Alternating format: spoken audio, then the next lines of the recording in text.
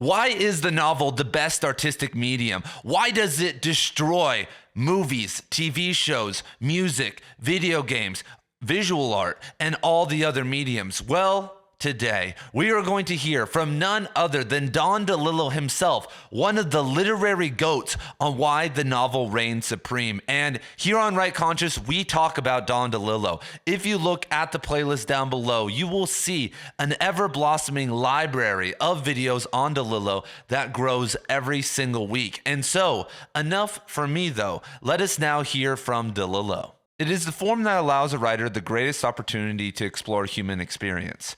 He says, for that reason, reading a novel is potentially a significant act because there are so many varieties of human experience, so many kinds of interaction between humans, and so many ways of creating patterns in the novel that can't be created in a short story, a play, a poem, or a movie. The novel simply offers more opportunities for the reader to understand the world better, including the world of artistic creation. That sounds pretty grand, but I think it's true. And Delillo is 100% correct here and has a unique perspective on this because when people talk about the novel reigning supreme, they always talk about how novels can access a level of interiority that other mediums cannot access. And that is 100% true. But any novelist can do that. And here we are talking about the great novelists, the stuff that can transform you. And the way to transform people through your novels and to make sure that it happens is through patterning. That's what Delillo says. And I talk about this sometimes on this channel, image patterning, word patterning, and different types of patterning because it programs, it trains, it primes the reader's unconscious to expect something that you can deliver or you can subvert. And when you look at it across a 150,000 word novel, the amount of patterning and contrast that you can do is absolutely insane. And the problem, first of all, with movies and TV shows is that to actually, let's say, adapt white noise perfectly, it would take you 25 hours. And it would be boring as hell because the book layers in patterns and anticipation to want to make you move through the work. And when you look at many different directors, they of course use patterns. They try to do it also. But when you are watching a movie, you don't have to be as locked in as when you are reading a book. And what makes the novel also very unique is that when I watch a movie, I am watching someone else's visual vision. I don't get to imagine outside of that. But when I am reading a novel, I'm having an animistic, hallucinatory experience where when I see one of these image patterns, when I see one of these image or word plants that is going to be a reoccurring thing throughout the novel, I associate my own personal image with that. And then when I see it later and I once again, think of that same image, it makes it way more powerful than if I see someone else's planted image from their unconscious. And even many advanced fiction authors out there who are trying to write in 2024 can't pull this off. This is the hardest thing. And this is why actually having a great editor is very important. I've been to multiple literary fiction authors' archives and looked at their drafts, look at the letters they were sending with their editors. And the number one thing that they were working on a lot of the time was working on the patterns, working on these timelines, making sure that these themes, these kind of underlying unconscious symbols had a good path. And so this is why I think that a lot of fiction today from really talented authors who either self-publish or get a publishing deal aren't very good because editors don't have the time, the skill, or the ability to really do what they were able to do a couple decades ago. And it's going to be very rare if you can get an editor like that. And most likely, those types of editors are going to be reserved for people who aren't writing, the next literary fiction masterpiece. And so then your only option is to maybe try and hire someone for over $10,000, but then you just have to hope that they are good, and most likely they aren't. So we're in a very odd position in 2024. And the novel is also such a beautiful medium because outside of your relationship with an editor, if you even have one, the novel is totally your creation. There have been a couple examples throughout history where someone's work has been hijacked by the editor and turned into something that they didn't want it to be. But when you look at the movie industry and how many directors have been screwed over and how many ideas have been ruined by producers, it's really bad. And when I think of the other mediums, when I think of music, video games, and we can even throw movies in there, none of them are really transformative. There are a couple TV shows and I can even throw movies in there that have changed my life, have made me think differently. There have been a lot of movies that have left the theaters mind blown and kind of like thinking the rest of the day. But there have been a lot of books that have changed my life dramatically, changed how I lived, changed how I've treated other people, changed my philosophy. And I could get that in 5 hours. And the rare cases where I've gotten that from a TV show, I've had to watch 5 seasons. Video games aren't that transformative. Music can obviously heal you and do many things for you, but in general, music is the backtrack of the experience that I'm already trying to live in the world. For instance, if I am doing yoga for a couple hours and I turn on some Indian classical music, it really will help me kind of enhance the experience. But if I just lay down and listen to some Indian classical, it'll be nice, it will relax me, but most of the time, and there are some exceptions, it's not inherently transformative. For instance, right now I am a high school teacher and I'm making my classes read the Nick Adams stories, like a couple of them, and then also simultaneously listen to The Wall by Pink Floyd, because I'm trying to show them how individuals block themselves off emotionally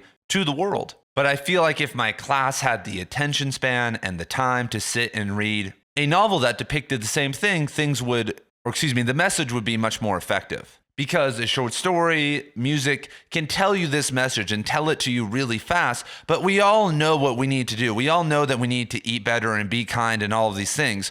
But when we are reinforced, when we are patterned and taken on a journey, and then because we are emotionally invested, opened ourselves up to the experience, that's when magic happens. And what do you guys think? Do you guys agree with Delillo that the novel is still the best place to explore the human experience? Because what also makes the novel really, really awesome is that there are only so many TV shows and movies that are going to be filmed every single year.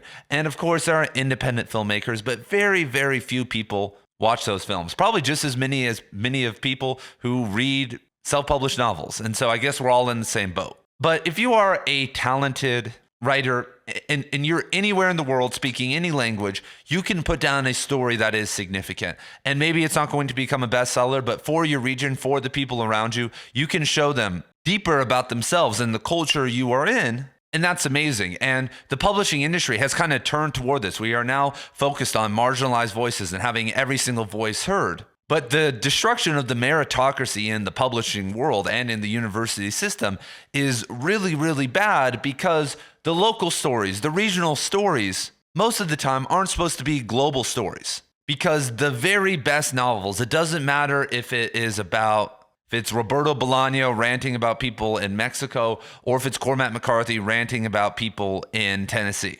Those reach such a high level that it can cross any boundary. But recently, some of my family in Canada sent me a story. I can't even remember the name, about this First Nation guy. He's a teenager. It's like a coming of age story. And it was interesting. And I got a glimpse into this guy's kind of culture and his life a little bit. But in general, it was nothing transformative. It wasn't great in terms of style. It didn't show me anything that I didn't already know emotionally or historically. And I've probably read at least 100 novels that are better buildings Romans than that one. And so it's a really odd place that we are in right now as a writing community, because there are 4 million novels being published, 4 million books being published every single year.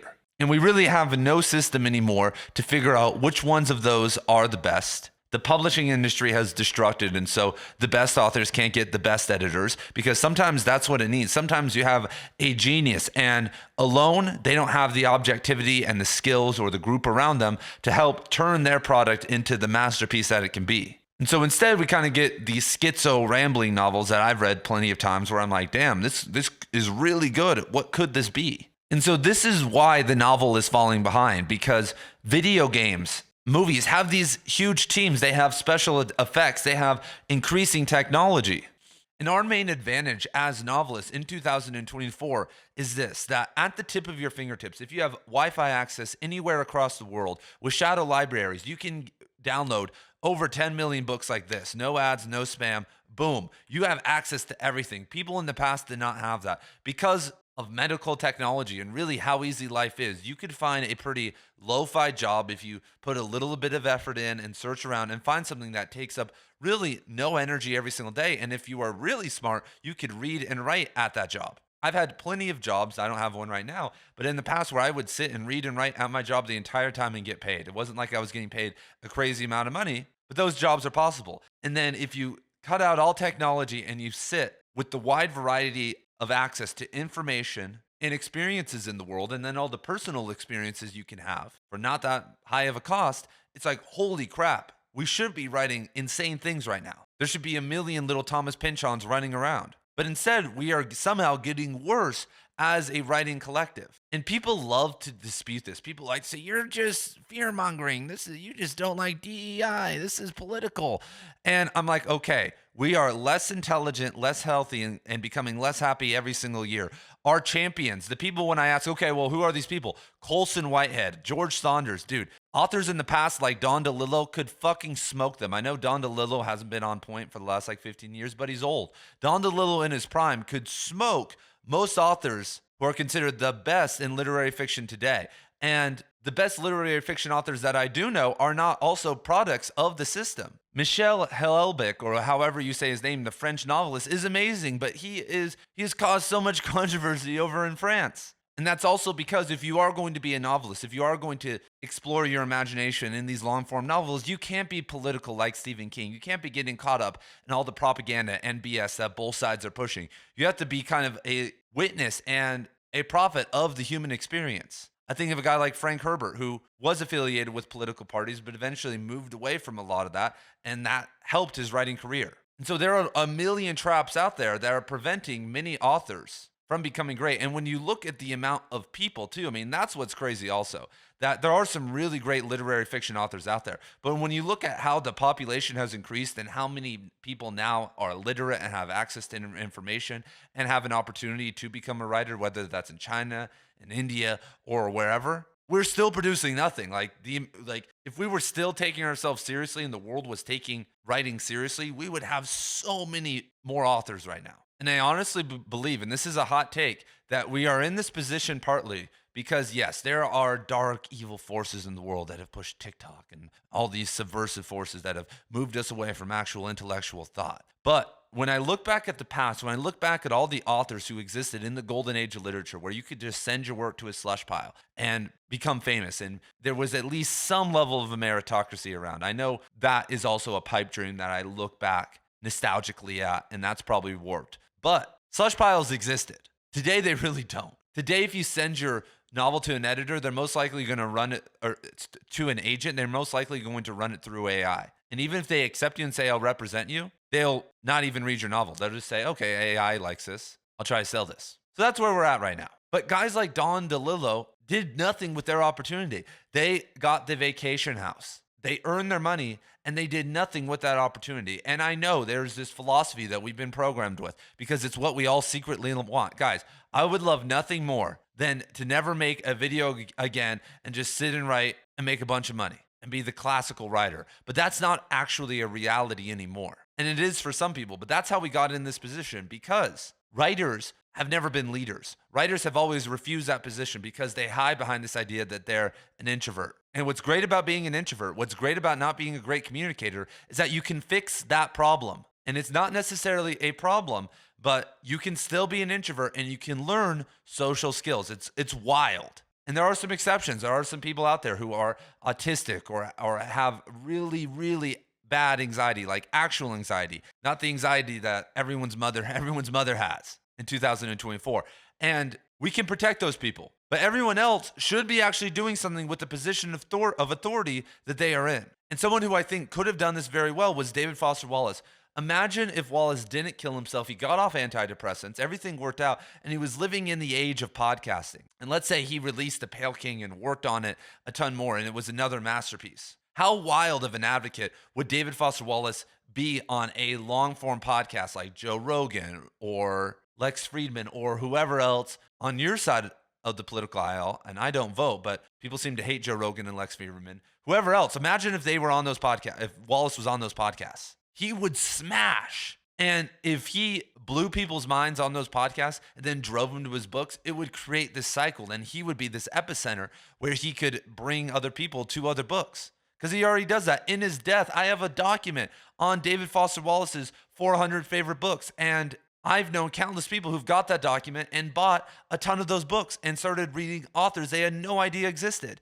I did that. Without David Foster Wallace, I would have never started reading Don DeLillo. And so we have that type of power now as writers. And as authors, we most of the time are more intelligent, have more to say, and have more access to transformative experiences than the average other Joe Schmo famous person. Because what makes authors cool is that they understand the human experience, but a lot of the time they're not trying to sell the human experience. When you look at people like a Jordan Peterson or a lot of politicians or whoever, they, a lot of these big icons that we look to today in our cultural movements are trying to sell us on a dream. But when you look back classically at writers, we viewed them as these intelligent, artistic individuals that are somewhat reclusive. And we don't need to break that image. But we have no one right now. If George Saunders went on Joe Rogan, it would be a flop. If they think of whatever author, but if a lot of the goats were willing to do that and had practice and were ready to do that, it'd be insane. Like Cormac McCarthy in his dying months was doing interviews that I viewed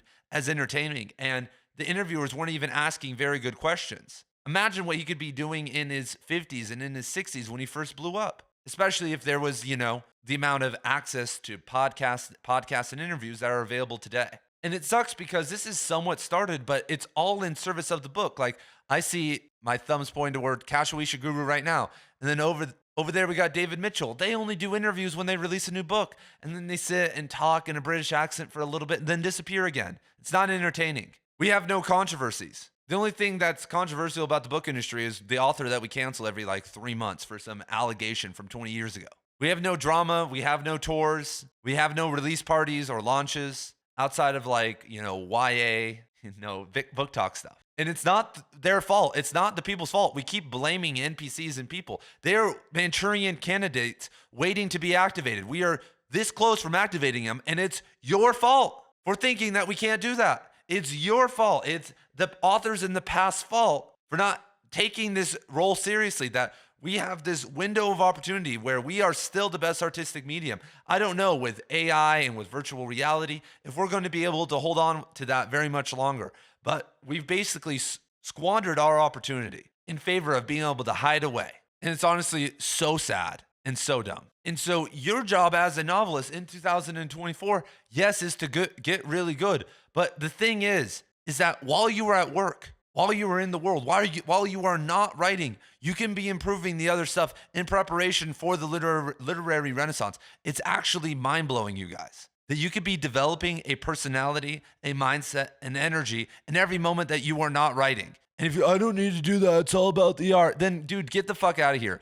People that, I can almost guarantee you, if you're acting like that, you're not going to be as good as these guys. And then if you're not going to be willing to talk about your work, then you're just a narcissist. It's all just about you at this point. Great job. You want to hold on to some weird ideal, this weird image of what you think an artist can be, when we are at the choke point. We are at the big moment in history where we are on the precipice of AI and the control system manifesting. Because if you look at the control system now, what's it going to be like when AI is around? How's the consolidation of power going to increase once the people who are in control and have been in control since the start of civilization get control of AI and lock us down? Is there going to be any way out? How much more suffering is going to happen in the world if we live in the so-called utopia? And I'm going to tell you, it's going to be a lot. And the artistic freedom is going to be one of the first things that goes. Even here in America, it's already out, on the way out. And so this is actually important. Not hiding away is important, because there is an actual mission here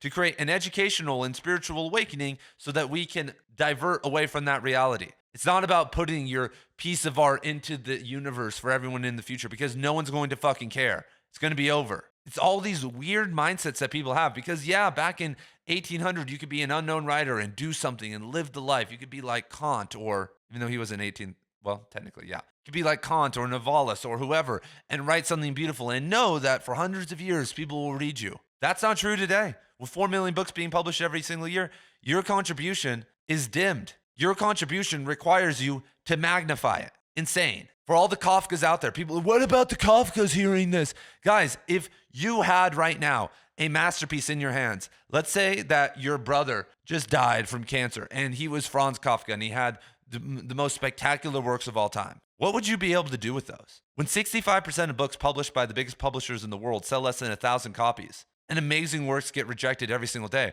what would you do with that? Would it actually be impactful? Could you get it published? If it was so-called the greatest literary work of all time, would it actually be seen? And if you go back 80 years ago, if you tried hard enough, yeah, that could happen. But today, that reality is getting smaller and smaller. And so it's up to us to magnify and talk about our own work and why it's important. We need 50,000 people to create a literary renaissance. Thank you, Don DeLillo, for everything that you've done, but we have to move on now. And so thank you guys for being here. Let me know your thoughts down in the comments below. I know a lot of you guys don't like this information. Like I said, we all want to sit and do nothing. It's great, just right. But if you have any vision, if you have any inkling of empathy for a better world, and if you agree that the novel is the best artistic medium to display the human experience, then we're going to have to do some more.